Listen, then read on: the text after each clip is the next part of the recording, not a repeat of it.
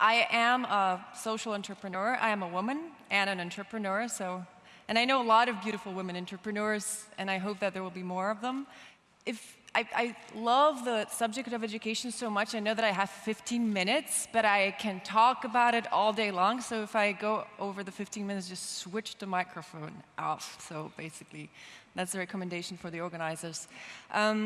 I founded an NGO that is called the King's Foundation. I'm Polish, and we work for the benefit of talented youth from my region. And we help help shape future leaders of my region through channeling top university education to them. So basically, we help them apply to top universities. We help them get the knowledge they deserve, so then they can, on their own, go back and do some good, hopefully, in the future. And well, what I work within is definitely the traditionally understood education, meaning universities. There's nothing more traditional than that, you have to say. But more and more so, as far as I'm really immersed in the subject of education, I'm so fascinated with, I really am becoming the proponent of lifelong learning. So basically what I'm trying to do here is to tell you what really is in my head, what makes me tick about education. And I really believe that lifelong learning will become the leading principle, maybe you say the umbrella term for how we should understand education in the future. This really is linked to the world, the modern world we live in, the technology we face and we experience every day. And I think that those two things will have to force us to reshape our thinking about education to a little bit of a less traditional one. I'm privileged to be speakers at many events. Just before coming here, I spoke to some 100 women, fantastic young students, future entrepreneurs, hopefully. I was talking to them about self-development and about, breaking the rules and doing all the beautiful things you can do with your life. And I was surprised that among many questions that I received, one of them was really surprising, and I was laughing so much because one girl stood up and she asked me, "So, Zuzanna, could you please tell me at what age do you more or less start to know it all, okay? When do you get it? When do you fully embrace the knowledge about the world, about how you should act within it? Is it at the age of 30, 40, 50? When is it more or less?" And I laughed and I answered her, "I'm sorry to be the one to break it to you, but I'm afraid this moment never happens." Because it really reminded me when I was a young girl and I was looking at my mentors, my professors, and all those smart people around me. I really thought that they were people who get it all, and I was really so eager to come to that moment in my life. But now I'm a little bit older, and I know that there's always a new challenge around the corner, and this is really what life is so beautiful about, and why lifelong learning is really a life mission, really. Lifelong learning is intrinsic to life. I really like what Bill Clinton said last year in Dubai at the Global Education and Skills Forum. He said, when asked about what lifelong learning means to him, he said, well, lifelong learning, the more we learn that there's more to learn, really. Famous philosopher and education activist John Dewey said that lifelong learning is life itself. It really is intrinsic to life. And why is that really? Because I think that it's not that education really prepares us for on stage and we go out and we can do our work. We learn every day. There's a new challenge around the corner every day, as I said.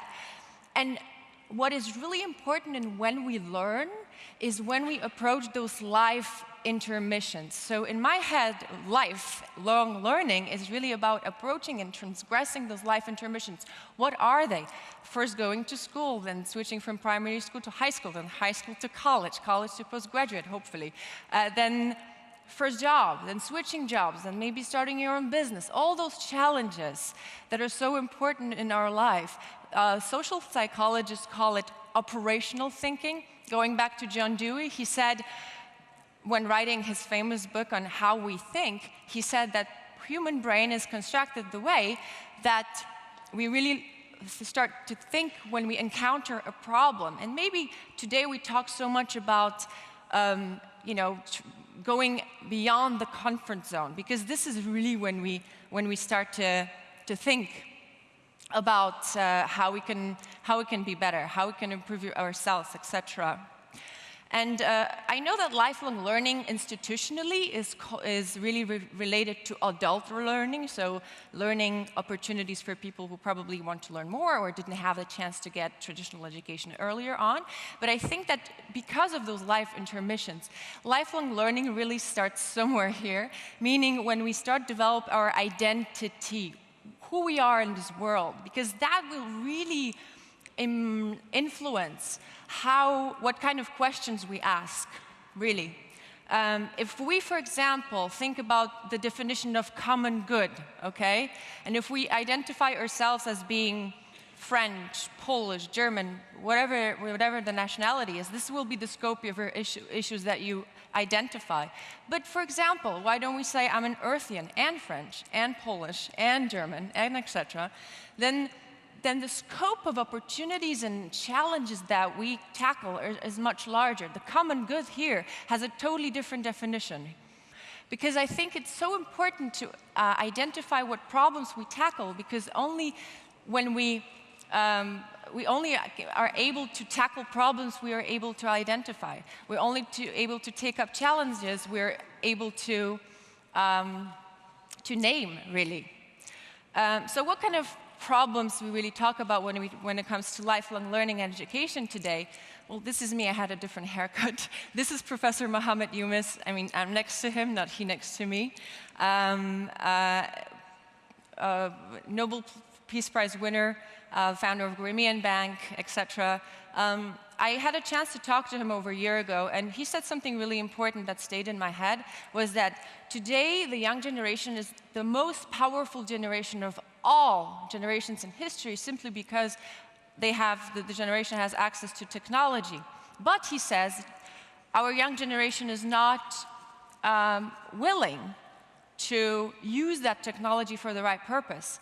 I'm so happy that I can say that Professor Younis was wrong, really. Because I think that really what is going to be shaped with lifelong learning in the future is going to be channeled through young people, really. My NGO is working just because there are over 200 people, there's just few of them here on the slide, 200 students of 24 top universities around the world who offer their free time to help their younger peers in preparing to apply to those universities. They do it for free. They do it because they're technologically savvy. They are naturally collaborative, because this is the environment, technology we live in, right? And they're willing to share.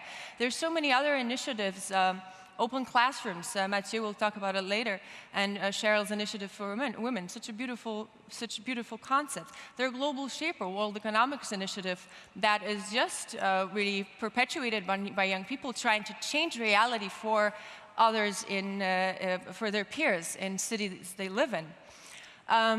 There are 1,150, I counted, open university lectures available online. This offers an amazing opportunity. MIT is part of it. I think actually it started at MIT, I'm not sure. But this is an amazing landscape of opportunities. But there are also challenges. The flip side to this is that, okay, you can take up a course online, but the problem is what OECD says, is that only people who received education earlier on would be curious to take up those programs, okay? Because it really is important about really creating the curiosity for learning, and this is what education should be all about, rather than being a system of really transferring information, like an information provider, right? It is so important also that we understand what kind of environment we live in. Let's just see. I mean, we live in times where we haven't really defined yet what cyber means. It hasn't been ontologically described yet, but we live in it, and we have to make sure that education and the way we understand it can catch up with that. There's so many opportunities within this, but I think the main challenge is that we live in somewhat an information chaos today, somehow. And that it is important, while we see that traditionally educators, right, education institutions, are not only the sole curators, and curation is the main word here. They're not the sole curators of what we learn, because we go online and there's a flood of information, and you have to be prepared to distill the good information from the bad, the one that will help us advance and the one that not necessarily will work for us. We're both content readers, receivers, and content providers online. There's a lot of chaos in that. So I think that when it comes to the main challenge for lifelong learning in the future, it will be to equip people from day one with curiosity for learning, and to really make sure that critical thinking and research skills are not necessarily reserved only for college or postgraduate students. These things should be taught from really as early as we can.